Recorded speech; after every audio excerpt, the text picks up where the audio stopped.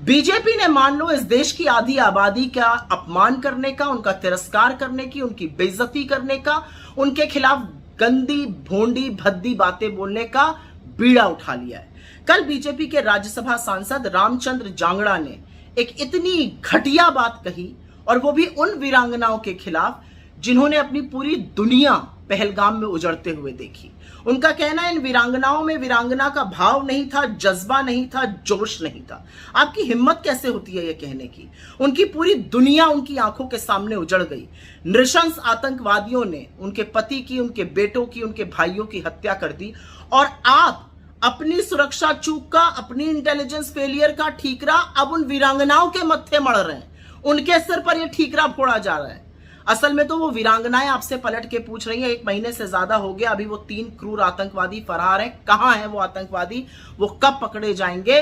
न्याय कब मिलेगा? आपके अंदर लेश मात्र भी संवेदनशीलता नहीं है। जिनकी दुनिया उजड़ गई, जो इतने शोक से पीड़ित हैं, जो दर्द से गुजर रही हैं, उनके ऊपर आप कटाक्ष कर रहे हैं। थोड़ी तो शर्म आनी चाहिए बीजेपी वालों को। लेकिन यह पहली बार नहीं हुआ, यह बीजेपी की सोच दिखाता है।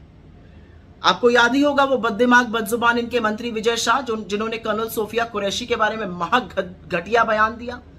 इनके एक और उप मुख्यमंत्री जगदीश देवड़ा, जो कहते हैं कि सेना मोदी जी के चरणों में नतमस्तक है। लेकिन बीजेपी ने इन लोगों के खिलाफ कोई एक्शन नहीं लिया।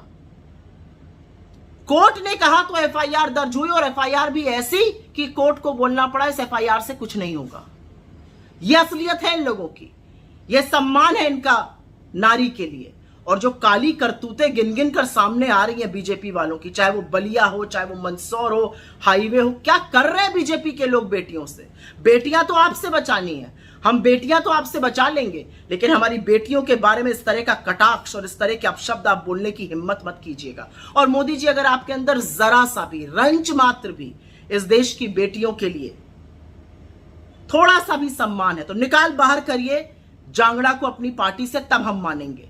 जो व्यक्ति शोक संतप्त एक महिला के घाव को कुरेद रहा है बजाय उस पर मरहम लगाने के, वो राज्यसभा तो भूल जाइए, वो पब्लिक लाइफ में होने लायक नहीं। उसको अपनी पार्टी से जब तक आप नहीं निकालिएगा, आपकी सारी बातें खोखली हैं। आप कहते हैं ना आपकी नसों में गरम सिंदूर बह रहा है, उस सिंदूर को ललकारा है जांगड़ा ने। कुछ कहिएगा या अभी भी चुप रहिएगा?